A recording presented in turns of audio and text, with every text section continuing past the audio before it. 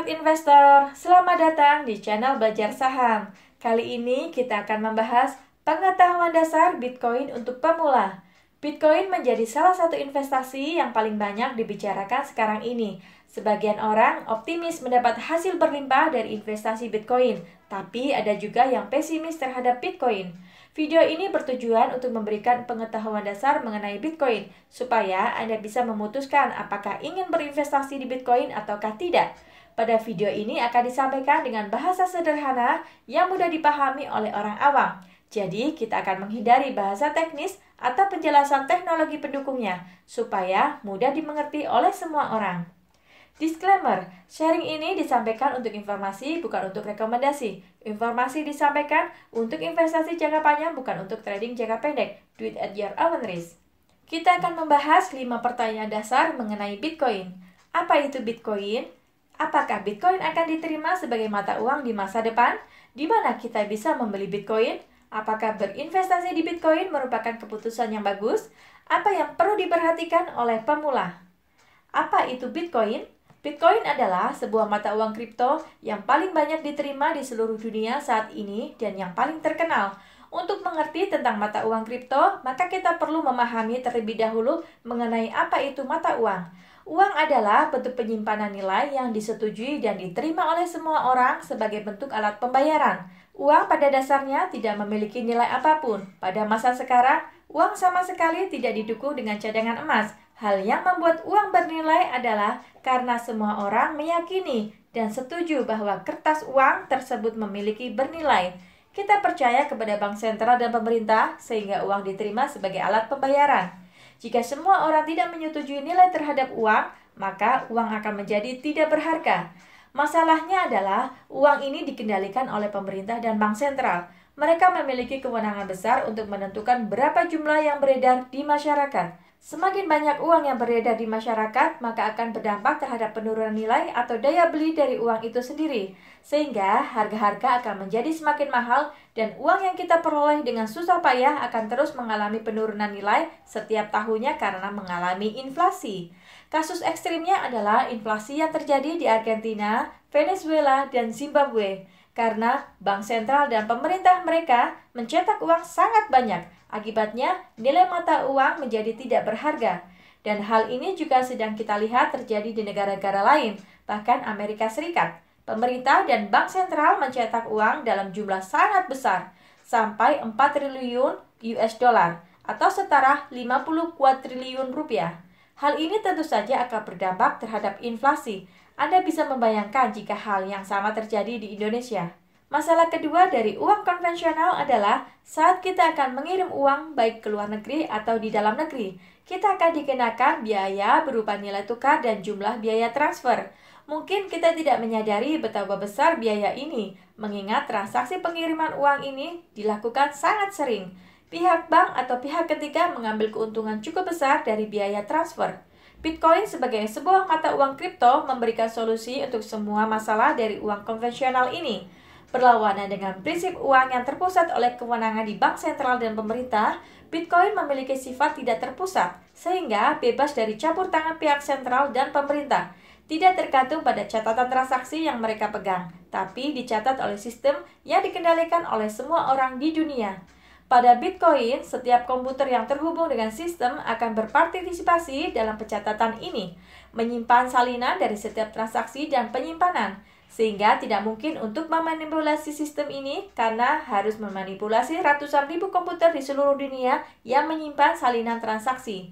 Hal ini yang membuat Bitcoin menjadi sangat aman. Sistem ini juga transparan karena tidak hanya dikuasai dan dikendalikan oleh sekelompok orang yang berwenang di bank sentral dan pemerintah. Dan yang paling penting adalah sistem ini sebagai perlindungan nilai terhadap inflasi. Karena jumlah Bitcoin yang terbatas hanya 21 juta koin di seluruh dunia, sehingga tidak bisa dimanipulasi oleh pihak tertentu untuk diperbanyak semaunya. Bitcoin menjadi solusi atas semua masalah yang ada pada sistem mata uang konvensional yang ada sekarang ini. Apakah Bitcoin akan menjadi mata uang di masa depan?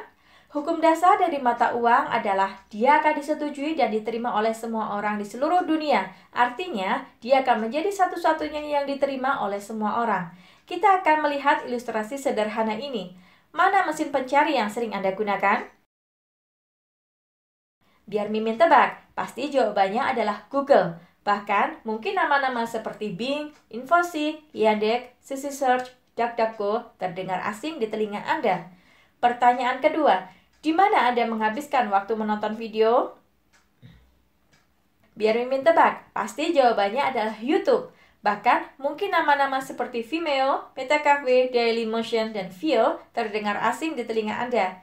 Dalam abad digital seperti sekarang ini, pemenang akan menguasai semuanya.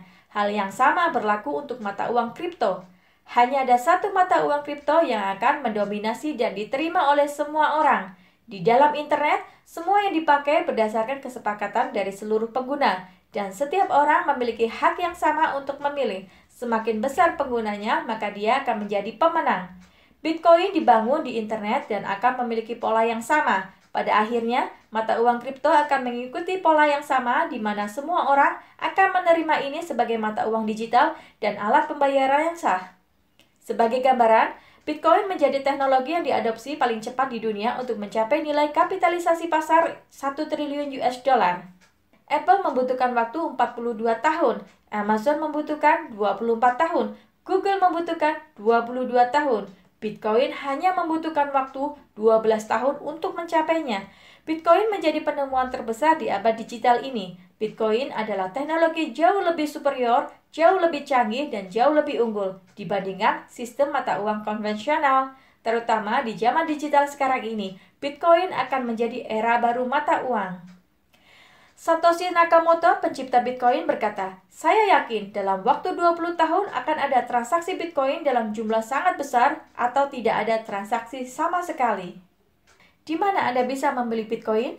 Anda bisa membeli Bitcoin melalui aplikasi-aplikasi seperti Indodex, Toko Kripto, Rekeningku, Pintu, Luno. 5 aplikasi ini sudah mendapat izin dari Bapepti, Badan Pengawas Perdagangan Berjangka di Indonesia. Berapa modal minimal membeli Bitcoin? Harga satu Bitcoin saat ini adalah 700 juta per koin. Tapi Anda tidak harus punya uang segitu. Untuk membeli Bitcoin, modal minimal untuk membeli Bitcoin adalah 50.000. Anda akan mendapat Bitcoin sebesar 0,00007 Bitcoin. Apakah investasi di Bitcoin merupakan keputusan yang bagus? Investasi harus selalu dipandang dari sudut pandang risiko dan keuntungan. Risikonya adalah seberapa besar Anda akan kehilangan uang. Keuntungannya adalah seberapa besar yang akan Anda peroleh. Pertama, kita akan membahas mengenai risiko terlebih dahulu. Mimin akan jujur kepada Anda bahwa risiko dalam investasi Bitcoin sangat besar. Ada kemungkinan Anda akan kehilangan semua uang Anda di sini. Bitcoin merupakan teknologi dan bergantung apakah orang akan menerima ini sebagai mata uang atau tidak. Seiring waktu semakin banyak orang belajar mengenai Bitcoin, apakah semakin banyak orang menerima dan menggunakannya? Tapi tidak ada garansi bahwa di masa depan bahwa Bitcoin akan diterima oleh semua orang. Jika semua orang di seluruh dunia memutuskan untuk tidak menggunakan Bitcoin, maka Bitcoin akan menjadi tidak ada harganya. Tetapi potensi keuntungan investasi Bitcoin akan sangat besar. Potensi keuntungan jauh lebih besar dibandingkan risikonya. Mari kita coba hitung potensi keuntungannya. Kita gunakan emas sebagai ilustrasinya. Emas memiliki sifat yang serupa seperti Bitcoin. Meskipun emas memiliki bentuk fisik, tapi tidak banyak memiliki fungsi kecuali sebagai penyimpan nilai. Emas dapat ditambang seperti Bitcoin. Emas memiliki jumlah yang terbatas seperti Bitcoin. Emas dipakai sebagai alat lindung nilai terhadap inflasi dan krisis ekonomi, sama seperti Bitcoin. Karena kesamaan sifat dengan emas, maka Bitcoin sering disebut sebagai emas digital. Jika kita melihat total nilai emas di seluruh dunia saat ini sekitar 12 triliun US dollar, sedangkan nilai Bitcoin di seluruh dunia ini saat ini hanya sekitar 1 triliun US dollar, artinya Bitcoin memiliki ruang yang sangat besar untuk mencapai potensi kenaikannya yaitu sebesar 1000% lebih. Meskipun belum tentu hal ini pasti jadi kenyataan, tapi ada kemungkinan untuk mencapai ke sana. Seperti yang kita lihat sekarang ini. Elon Musk, orang terkaya di dunia, membeli Bitcoin senilai 1,5 miliar US dollar atau setara 21 triliun rupiah. Elon Musk juga mengumumkan bahwa Bitcoin sudah diterima sebagai alat pembayaran untuk membeli mobil Tesla. Meskipun potensi keuntungan Bitcoin sangat besar, tapi yang pasti Anda tidak ingin mengalokasikan semua investasi Anda ke Bitcoin karena potensi risikonya juga cukup besar. Ingat risikonya bahwa Anda bisa saja kehilangan semuanya. Warren Buffett mengatakan, saya bisa bilang dengan pasti bahwa investasi di mata uang kripto akan berakhir dengan sangat buruk. Bitcoin sama sekali tidak memiliki nilai, tidak menghasilkan apa-apa. Bitcoin hanya sebuah khayalan. Anda hanya berharap orang lain bersedia membeli Bitcoin Anda lebih mahal, tapi orang lain yang membeli akan mendapat masalah karena nilainya nol. Dengan mempertimbangkan risiko di atas, akan lebih bijak jika Anda hanya akan berinvestasi hanya sebesar berapa yang Anda mampu untuk kehilangan. Berikut tips investasi Bitcoin untuk pemula. Pertama, jangan pernah untuk menggunakan semua simpanan Anda untuk berinvestasi di Bitcoin. Jangan pernah menggunakan uang hutang atau uang yang dipakai untuk kebutuhan sehari-hari. Ingat risikonya, Anda bisa kehilangan keseluruhan dari uang Anda. Kedua, berpikir untuk investasi masa depan. Ingat potensi kenaikannya. Bitcoin baru akan mencapai potensi terbesarnya setelah beberapa tahun ke depan. Ketiga, jangan terlalu sering melihat pergerakan harga Bitcoin. Harga Bitcoin bergerak sangat liar. Bagi sebagian orang, hal ini bisa menimbulkan stres dan panic selling. Fokuslah bekerja, jangan mau diperbudak oleh uang. Biarkan investasi Anda tumbuh dengan sendirinya. Jika Anda merasa video ini bermanfaat, bantu dukung channel ini dengan like, share, dan klik tombol subscribe. Terima kasih sudah setia menonton.